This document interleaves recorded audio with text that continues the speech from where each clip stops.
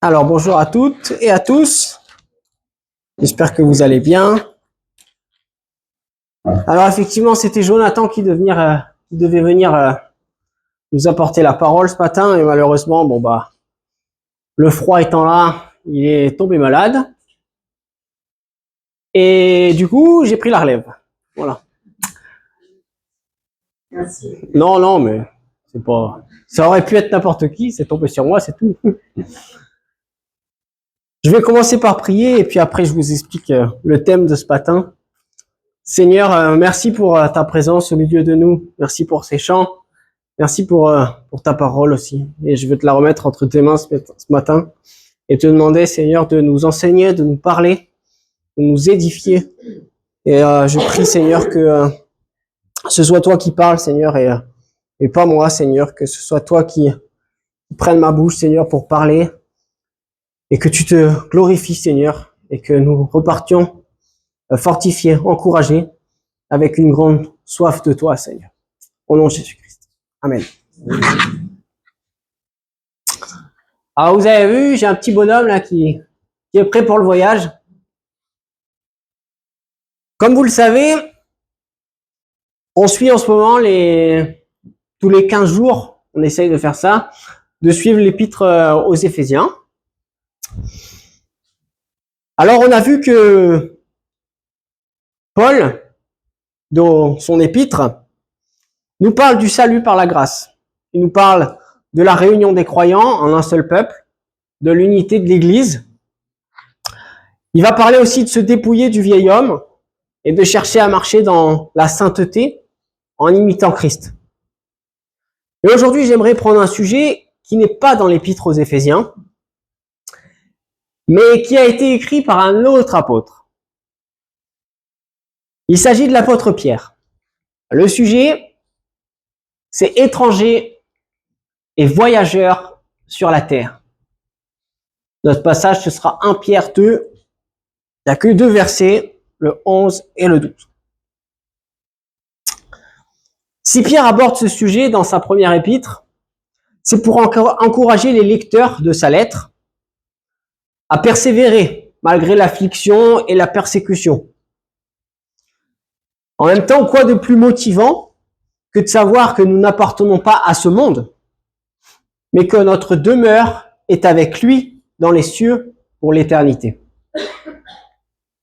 Pierre va plusieurs fois dans sa lettre faire comprendre aux chrétiens qu'ils ne sont pas de ce monde.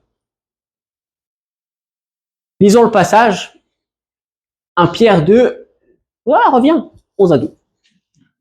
Bien-aimés, je vous exhorte, comme étrangers et voyageurs sur cette terre, à vous abstenir des convoitises charnelles qui font la guerre à l'âme. Ayez au milieu des païens une bonne conduite, afin que, là même où ils vous calomnient, comme si vous étiez des malfaiteurs, ils remarquent vos bonnes œuvres et glorifient Dieu, au jour où il les visitera. Le premier point, c'est le fait de ne plus être de cette terre.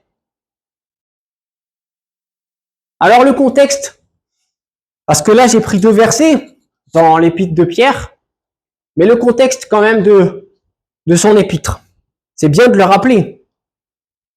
Pierre écrit cette lettre dans le but de fortifier les croyants dans leur marche avec le Seigneur, malgré l'opposition qui se présente à eux. Il va parler de l'espérance du chrétien, de l'épreuve de la foi, du salut en Christ et marcher dans la sainteté. C'est dans ce contexte-là que Pierre nous donne nos 2 versets que nous venons de lire. Mais pour bien comprendre nos versets, je vous propose de prendre 2 versets plus haut. Commencez au verset 9. Vous, au contraire, vous êtes une race élue, un sacerdoce royal, une nation sainte, un peuple acquis, afin que vous annonciez les vertus de celui qui vous a appelé des ténèbres à son admirable lumière. Vous qui autrefois n'étiez pas un peuple, et qui maintenant êtes le peuple de Dieu, vous qui n'aviez pas obtenu miséricorde, et qui maintenant avez obtenu miséricorde. Donc, avant notre passage, Pierre fait la comparaison entre ceux qui ont cru et ceux qui n'ont pas cru. Et donc, voici ce qu'il dit. Vous n'étiez pas un peuple, mais maintenant, vous êtes le peuple de Dieu. Et ensuite, après ça, après avoir expliqué, il y a ceux qui font partie du peuple de Dieu et ceux qui ne le sont pas, vous êtes un peuple acquis, une nation sainte, le peuple de Dieu. Donc, vous êtes le peuple de Dieu et vous êtes voyageurs et étrangers sur la terre. Vous voyez, ça se suit. C'est un petit peu la conséquence. Puisque vous êtes le peuple de Dieu, vous êtes étrangers sur la terre. Puisque vous êtes le peuple de Dieu, vous avez littéralement déménagé.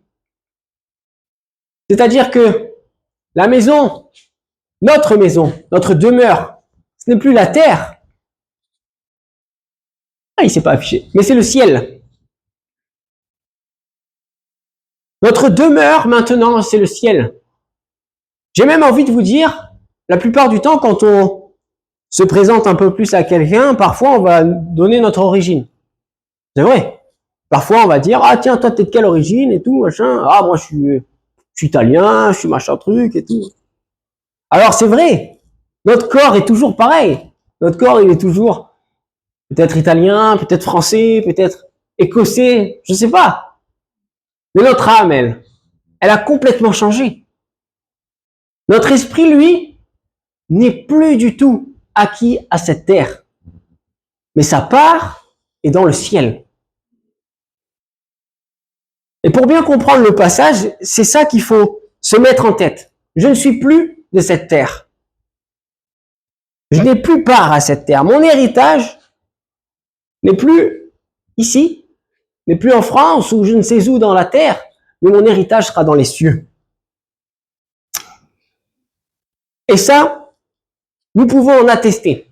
Pourquoi? Parce que Jésus lui-même va le dire. Lorsque Jésus est devant Pilate, dans l'évangile de Jean, Pilate va voir Jésus. Pendant que le peuple accuse Jésus et veut le crucifier, Pilate va se retirer, il va aller dans le prétoire, il va aller voir Jésus. Il va l'appeler et il va lui dire, est-ce que tu es le roi des Juifs?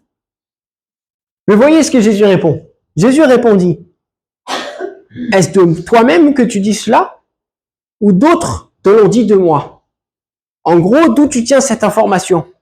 Et Pilate va répondre, et moi, est-ce que je suis juif? Ta nation et les principaux sacrificateurs t'ont livré à moi. Mais qu'est-ce que tu as fait? Et là, la réponse de Jésus, elle est géniale. Mon royaume n'est pas de ce monde. Si mon royaume était de ce monde, mes serviteurs auraient combattu pour moi, afin que je ne fusse pas livré aux Juifs. Mais maintenant, mon royaume n'est point ici-bas. Un petit peu quand Jésus va se faire arrêter, il va dire à Pierre, après que Pierre ait coupé l'oreille à cette personne qui vient pour arrêter Jésus, Jésus va lui dire, mais arrête. Si vraiment je voulais ne pas me faire prendre, j'ai juste à demander à mon père et il y a une légion d'anges qui arrive et on m'attrape pas. D'ailleurs, tout l'évangile va nous dire que Jésus, à chaque fois que les gens vont vouloir l'arrêter ou bien le lapider, la Bible va nous dire que ce n'était pas son temps. Donc il va s'échapper. Mais là, c'était le temps de Dieu. Et Jésus se laisse faire. Jésus est devant Pilate et il va lui dire, mon royaume n'est pas d'ici. Mon royaume, il est là-haut. Il est auprès de mon Père. Donc si le royaume de Christ, il est dans les cieux, et si aujourd'hui nous sommes ses frères, nous sommes les enfants de Dieu, alors notre royaume est avec lui. Il est là-haut. Il dira aussi à ses disciples qu'il va leur préparer une place. Vous voyez, il va pas leur dire, ouais, je vous prépare une villa, tu vois, en Martinique, ne vous inquiétez pas, ça va être chouette. Non. Il va leur dire, je vous prépare une place dans les cieux, avec moi. À noter une chose. Le mot grec pour étranger, c'est parouakos. Dans le Nouveau Testament, ce terme désigne les immigrés qui séjournent en Israël, mais qui n'ont pas le droit de cité. C'est-à-dire les personnes qui ne sont pas citoyens. Donc le terme, c'est littéralement, vous n'êtes pas citoyen de la terre, mais vous êtes citoyen du ciel.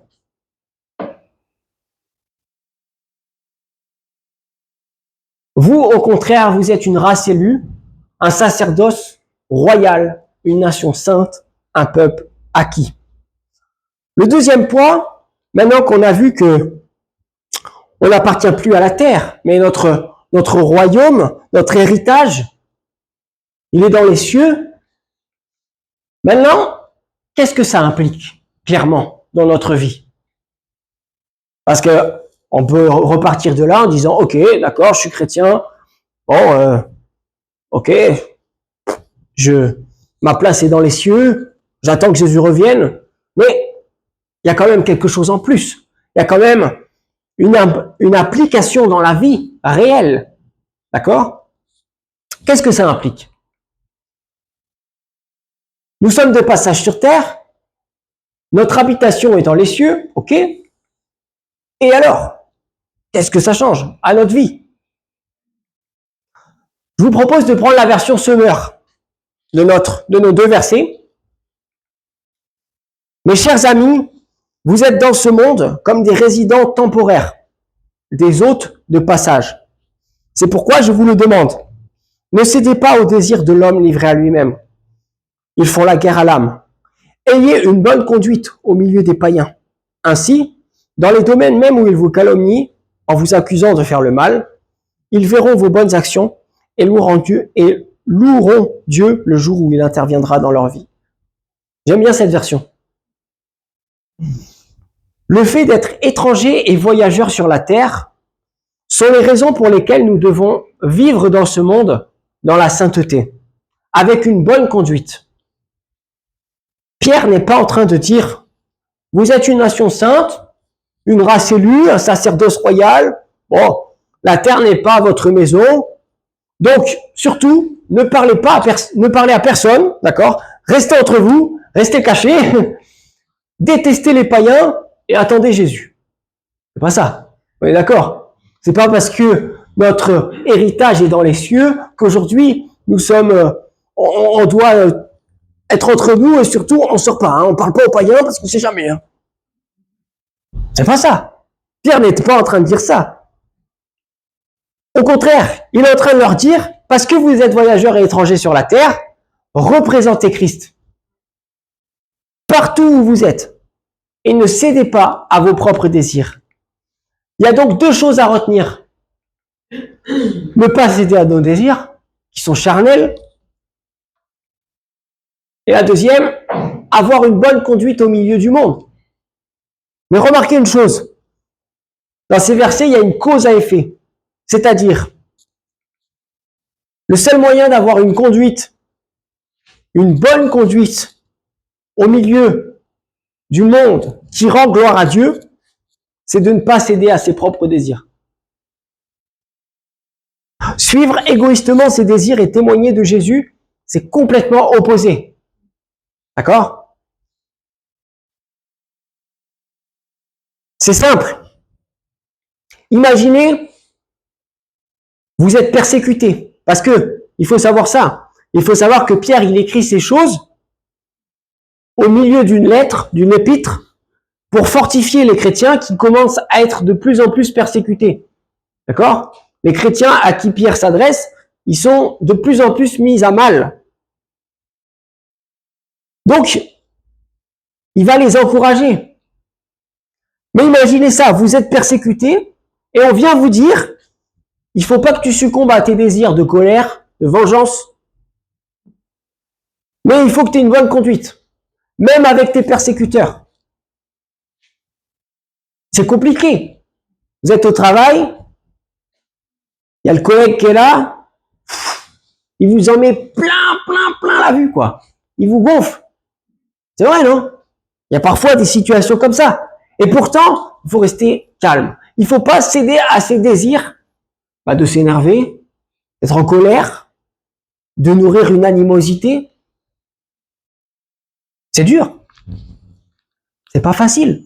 Vous êtes à la caisse, au supermarché, et puis là, il y a un mec comme moi qui arrive avec ses courses. Ouais, pousse-toi, je passe devant toi. Hop. Ah, c'est dur.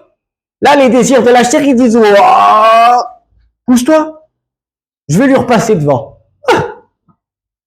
Vous êtes en voiture, le feu est passé au vert, direct. Oh, ça va, j'ai pas passé la première, laisse-moi vivre. Là, c'est tentant, là, d'ouvrir la fenêtre. Oh, mais non. Mais non. Vous comprenez? Mais là, c'est encore pire. Les chrétiens, ils sont en train de se faire persécuter.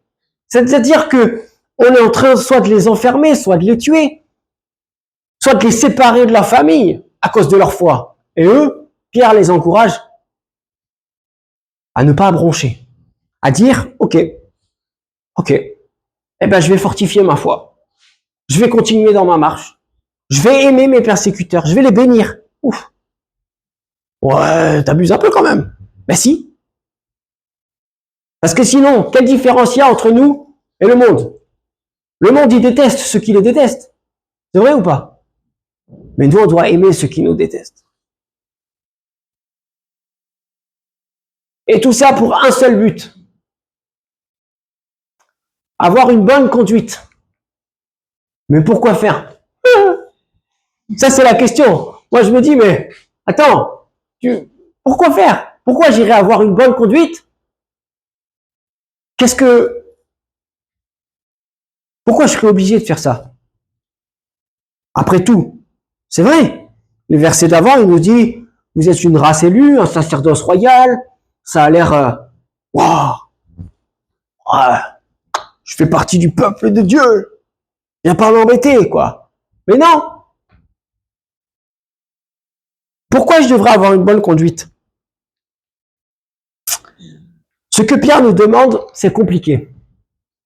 Avoir chaque jour une bonne conduite avec les gens de ce monde, avec les collègues de travail, avec la hiérarchie, avec la famille parfois, avec la caissière, avec le boulanger, même avec les persécuteurs ou avec les voisins. C'est compliqué d'avoir une bonne attitude constamment. Parce que le faire un jour, bon, voilà, on se lève le matin, vas-y, je suis chaud, je vais être gentil aujourd'hui. Mais sur la durée, c'est beaucoup plus dur. C'est beaucoup plus dur de durer. Alors pourquoi essayer de faire ça? Pourquoi essayer de réduire à néant les désirs de la chair et rester serein, calme, dans la paix, avoir une bonne conduite au milieu du monde? Nous sommes des êtres humains, c'est vrai. Et parfois, devant des situations, on oublie que notre comportement et nos paroles sont pour les non-chrétiens qui connaissent notre foi un vrai marqueur de véracité. Pourquoi je dis ça? Parce que pour les non-chrétiens, pour ceux qui connaissent autour de vous votre foi, notre foi, et qui ne sont pas chrétiens, nos actions, nos paroles sont déterminants pour prouver que Christ est la vérité. C'est simple. Je vous donne un exemple. Il est facile. On reprend l'histoire du collègue. Le collègue arrive, il vous gonfle, il y en a marre. À chaque fois, il m'embête. Il y a deux solutions. Soit je m'énerve, c'est vrai, soit je m'énerve, ok, je rentre en contact face à face, mais la personne en face de moi, mon collègue, ça fait plusieurs mois, plusieurs années qu'il sait que j'ai la foi et que je crois en Christ. Eh bien, si je réagis mal, malheureusement, pour cette personne, il dira, ouais, bah, ta foi, moyen quoi, tu vois. Alors que si je garde la paix, voyez le verset? Avoir une bonne conduite au milieu des païens, Ainsi, dans les domaines même où il vous calomnie, où il vous accuse de faire le mal, ouais, t'as mal travaillé, moi je vais le dire au patron, t'as fait n'importe quoi, je reste calme. Et bien là, même si vous calomnie, le jour où Christ viendra frapper à sa porte, il dira, ah ouais, c'est vrai. Putain, Nico, quand je l'ai insulté, il a rien dit. C'est bizarre quand même. C'est peut-être qu'il y a quelque chose. C'est peut-être que c'est vrai. Vous voyez?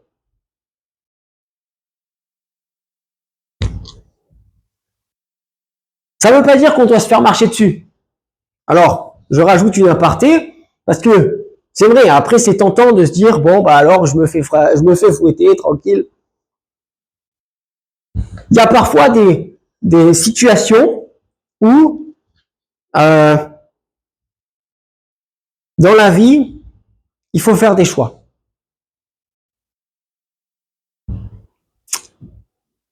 Faire le choix d'avoir une bonne conduite, ce n'est pas tout accepter. D'accord? Ça veut dire, si quelqu'un vous fait du mal, réagissez, bien sûr. Mais c'est d'avoir toujours la notion que mes réactions, mes actions, mes paroles doivent être dans l'amour et dans la paix, doivent être un témoignage de Jésus-Christ. Nos réactions face à des situations sont déterminantes pour les non-chrétiens, comme on l'a vu. C'est pour ça que Pierre nous explique, ayez une bonne conduite. Vous voyez, la cause à effet, encore une fois, si vous avez une bonne conduite au milieu des païens, au milieu des non-chrétiens, même s'ils vous calomnient, même s'ils vous accusent de faire le mal, ben ils verront vos bonnes actions. Et le jour où Dieu interviendra dans leur vie, ils loueront Dieu, parce qu'ils se souviendront que vous avez eu le bon comportement, la bonne réaction. Mais on pourrait se dire, oh, ok, mais pourquoi je devrais m'embêter à être gentil ou à faire les choses bien, alors que telle ou telle personne me déteste? Parce que c'est vrai, parfois on a des personnes autour de nous qui littéralement nous détestent. Mais en vérité, nos actions, ils ont un impact déterminant sur ceux qui nous entourent. Notre comportement dans ce monde, c'est parfois la première et la seule semence que nous donnons à quelqu'un. Nos actions ont donc un impact déterminant sur ceux qui nous entourent. C'est ce que je vous ai expliqué tout à l'heure. Nos actions, nos paroles, nos réactions sont parfois la seule semence, la seule image de chrétien que les personnes autour de nous qui ne connaissent pas Christ auront. Vous voyez? Je vais vous donner un témoignage. Quand j'étais au collège, alors j'étais pas chrétien, mais j'avais un prof, et toi tu dois le connaître, Philémon, qui s'appelait Monsieur Cotalorda. Et ce professeur, c'était un professeur de musique, comme Philémon. Bon, il faut savoir qu'au collège, bon, le cours de musique, clairement, hein, c'est la récréation. Il faut le dire. C'est-à-dire que c'est un cours où tu dis, bon, je vais pas passer le bac en jouant de la flûte, quoi. Voilà. Donc, voilà, on peut discuter, on peut rigoler. Mais ça, c'est dur pour un prof. Bon, mais quand t'as 13 ans, tu réfléchis pas à ce que le prof y pense, quoi. Tu dis, moi, je vais m'amuser. Et vous savez quoi? Ce prof-là, il avait une sérénité, une paix. Je vous l'explique même pas. Ce mec-là, c'était un nounours. Et on faisait n'importe quoi, mais je vous dis pas n'importe quoi. On se lançait des trucs. Mais lui, il restait calme. Et il continuait son truc. Il continuait son cours. Tu veux m'écouter? Tu m'écoutes. Tu veux pas m'écouter? M'écoute pas. Mais il était gentil. Moi, avant, à l'époque, j'adorais le rap. Il me laissait faire des concerts de rap, il me laissait faire n'importe. Mais pourquoi? Parce qu'il aimait ses élèves. Et c'est ça toute la différence. C'est-à-dire qu'on rentrait dans son cours, on savait qu'on n'allait pas prendre un coup de bâton, mais qu'on allait juste avoir en face de nous quelqu'un qui nous appréciait. Vous voyez? Et vous savez quoi? 10 ans plus tard, un peu moins peut-être, j'apprends une chose, qu'il était chrétien, et qu'il est chrétien, qu'il est très souvent allé à l'action biblique, qui partage la foi. Et là, je me dis, mais oui, mais bien sûr, ça y est, j'ai pigé. Vous voyez, le passage où, le jour où ils verront Dieu, ils comprendront. Ils diront, mais bien sûr. Et c'est des années plus tard que je dis, Seigneur, mais merci pour cet homme. Merci pour ce prof. Parce que il a représenté Christ au milieu de son cours, au milieu d'une classe de 28, 30 élèves qui faisaient n'importe quoi. Et pourtant, aujourd'hui, je me dis, mais waouh, l'œuvre de Dieu dans cet homme. Et j'ai envie de faire pareil, du coup. J'ai envie de me dire, devant ceux qui m'entourent, j'ai envie d'être pareil. J'ai envie de représenter Christ. Que quand on me regarde, on dit, il a quelque chose de spécial. Ça vous est jamais arrivé, ça? Que quelqu'un vienne vous voir en disant, mais toi, c'est bizarre. T'as un truc. Il y a quelque chose. Il y a quelque chose. Quand tout le monde s'énerve, toi, tu t'énerves pas. Quand tout le monde râle sur les autres, critique les autres, toi, tu critiques pas. Il y a quelque chose. Ah oui, c'est Jésus. C'est ma foi. C'est l'Esprit de Dieu en moi. Vous comprenez pourquoi il faut avoir une bonne conduite au milieu des non-chrétiens?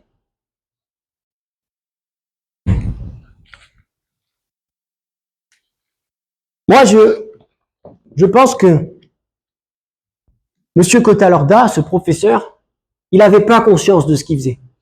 D'accord? Il n'avait pas conscience qu'un gamin de 13 ans, dans sa classe, des années plus tard, donnerait sa vie à Jésus-Christ et dirait, mais oui, j'ai vu Christ au travers de ce professeur. Lui, il n'en a pas conscience peut-être.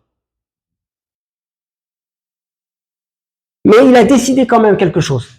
Il a fait le choix. En se levant chaque matin, il a décidé de dire, je vais pas m'énerver. Je vais pas péter les plombs. Je vais garder mon calme. Et je vais aimer mes élèves. Et ça fait toute la différence. Ça fait toute la différence. Pierre, il écrit ces choses alors que les chrétiens, ils sont persécutés. C'est peut-être pire. Mais nous, on a ce devoir-là, de dire, ok, mes propres désirs, ils disent, je vais m'énerver, je vais mettre en colère, ou je vais critiquer, en tout cas, je vais faire le mal. Mais ces propres désirs-là, il faut arriver à les faire taire. Pour faire sortir ce que Christ veut, nous rendre les témoins de qui il est, afin que ceux qui ne le connaissent pas voient au travers de nous qu'il existe. Merci.